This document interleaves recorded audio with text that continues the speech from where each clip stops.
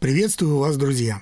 Вы на канале «Формула реальности». С вами я, Нур Исмаил, и сегодня мы поговорим о том, планировала ли Россия с самого начала захватывать территории Украины и других стран. Досмотрите этот ролик до конца и поделитесь с друзьями, и тогда у нас станет больше единомышленников. И самое главное, я всем предлагаю смотреть на события не с позиции «хорошие свои» и «плохие чужие», а с точки зрения равных прав, рациональной логики, прагматизма и здравого смысла. Знаете, что удивительно? Если мы вернемся вперед до 2014 года и почитаем заявления действующих политиков того времени, мы увидим только речи об имперских амбициях России, то есть, что Россия хочет вернуть свое влияние на территории бывшего Советского Союза, что нехорошая Россия препятствует вступлению в НАТО Грузии и Украины, но никаких мыслей о том, что Россия собирается силой захватить какую-либо постсоветскую республику, тогда не было. Да, был военный конфликт с Грузией, но страна-то осталась суверенной, верно? А с чего все началось? С продвижения НАТО на восток. Уже давно опубликовали в прессе, в том числе западной, что США и Европа действительно давали обещание Горбачеву и Ельцину не расширять альянс к границам России, но слово не сдержали. Запомните этот факт. До событий в Грузии и Майдана на Украине никаких проблем с доверием Запада к России не было. Далее. В 2010 году между тогдашними президентами Януковичем и Дмитрием Медведевым были подписаны Харьковские соглашения о продлении аренды базы Черноморского флота на 25 лет с возможностью продления еще на 5 лет, фактически до 2040 года. В обмен Россия обязалась поставлять газ Украине по льготным сниженным ценам. Из истории мы знаем, что Россия много раз воевала за Крым с Турцией, и по результату Кучук-Кайнаджирского мира Крым достался России. Стратегическое положение этого полуострова очевидно. Кто владеет Крымом, тот владеет Черным морем. Заметьте, Россия всегда воевала за выход в Балтику и выход в Средиземное море, потому что это торговля, это экономика. А Британия и Европа всегда хотели запечатать Россию на континенте. Ничего личного, только бизнес. До 2014 года Харьковские соглашения худо-бедно соблюдались. Но сразу после Майдана новые власти объявили Харьковские соглашения недействительными. Это поставило под угрозу существование российского Черноморского флота, а значит, утрату стратегического и экономического ресурса. Вот с чего все началось. Поняв, что промедление смерти подобно, Россия быстро организовала возврат Крыма под свою юрисдикцию. Но я хочу обратить ваше внимание. Если бы власти Украины просто продлили бы аренду базы и действовали бы в рамках Харьковских соглашений 2010 года, Крым остался бы за Украиной. Россия даже не планировала его забирать. Да и зачем, если с Украиной отношения нормальные? Далее начинаются конфликты центра Украины с Луганской и Донецкой областями, которые на фоне новой языковой политики стали требовать себе больше автономии. Но, опять же, заметьте, в составе Украины они не собирались отделяться, они просто хотели сами себе выбирать свое руководство. Но Киев их объявил сепаратистами, что не соответствует по определению, и террористами, что также не соответствует определению, и начал антитеррористическую операцию, задействуя свои вооруженные силы, что запрещено Конституцией. Поскольку большая часть населения этих регионов этнические русские, Россия их быстро поддержала и не раз направляла туда гуманитарную помощь. Мы все прекрасно эти конвои помним.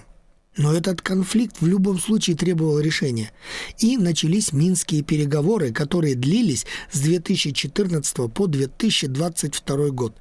Но, как мы знаем, все это время Украина и Запад называли Россию стороной конфликта, хотя Россия была в переговорах всего лишь таким же гарантом, как Германия или Франция. На протяжении почти 8 лет Украина под разными предлогами саботировала эти соглашения. И как в декабре 2022 года сказала Ангела Меркель и позже в январе 2023 года подтвердил Франсуа Олланд, которые как раз и были гарантами Минских соглашений, это время, оказывается, было нужно, чтобы перевооружить Украину и подготовить к серьезному конфликту. То есть Западу не был нужен мир на Украине, а ее именно готовили к большой войне. Россия, видя ситуацию, поняла, что готовится крупномасштабная операция против ЛДНР. Данные об этом были опубликованы российской стороной в прессе. В связи с этим Кремль признал эти два региона и заключил с ними договоры о сотрудничестве, одновременно организовав упрощенную выдачу гражданства, чтобы легитимизировать при необходимости военное вмешательство. Через несколько дней началась военная операция против Украины. Но я опять же подчеркиваю, если бы новые власти Украины не давили бы на эти регионы, не отключали бы их от своей инфраструктуры, не объявляли блокаду, эти регионы также остались бы в составе Украины. Это же тоже очевидно.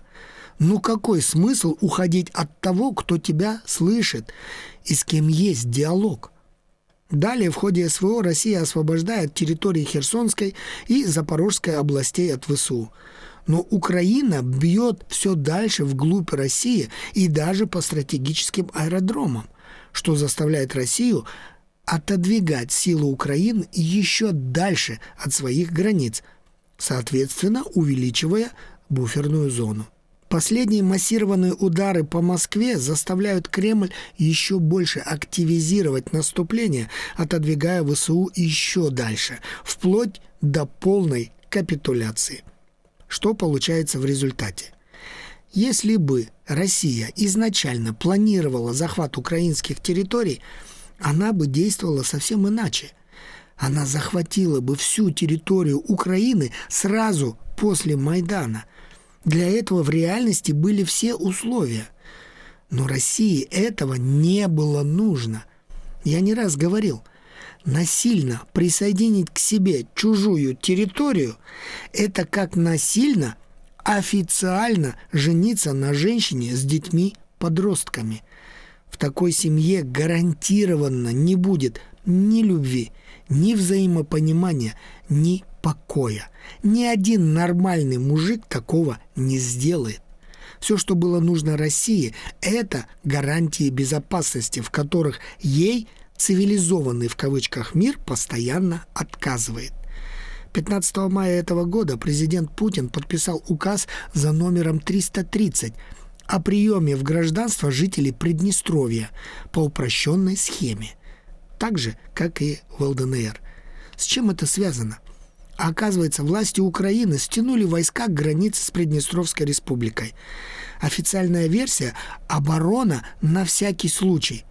Россия в этом увидела угрозу, такую же, как в начале 2022 года у границ с ЛДНР.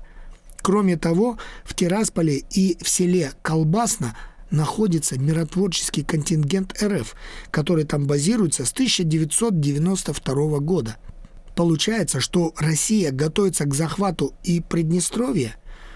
Некоторые аналитики говорят, что к России отойдут еще и Николаевская и Одесская области Украины.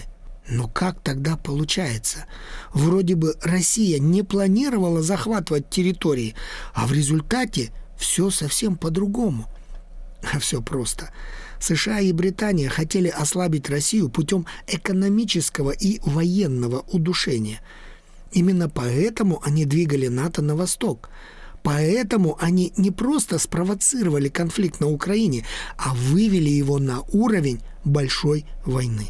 Но серьезный экономический кризис заставил США отойти от этого плана. Более того, США, чтобы решить свои экономические проблемы, начали ослаблять своих же вассалов, выкачивая из них ресурсы. Ничего личного, только бизнес.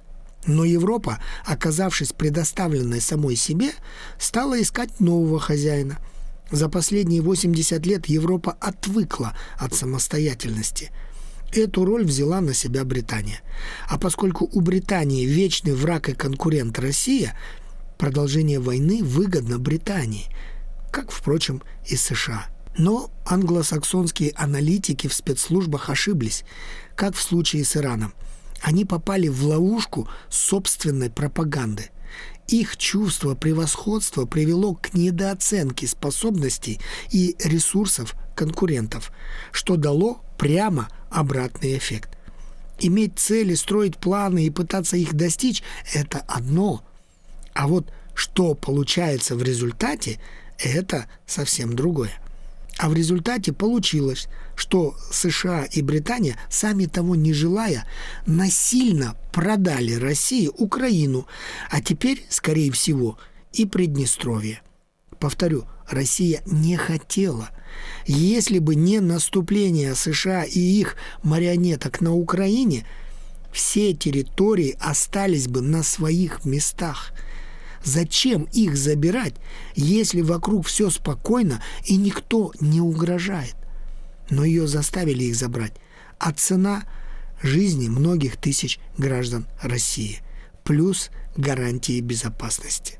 Сегодня выгода Запада заключается в том, что они продали России озлобленную, разрушенную и разоренную страну, раны которой еще долго будут болеть.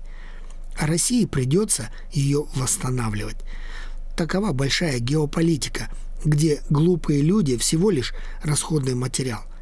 А выгода России в том, что она отодвигает от себя нависшую реальную угрозу. Удары по Москве тому прямое доказательство.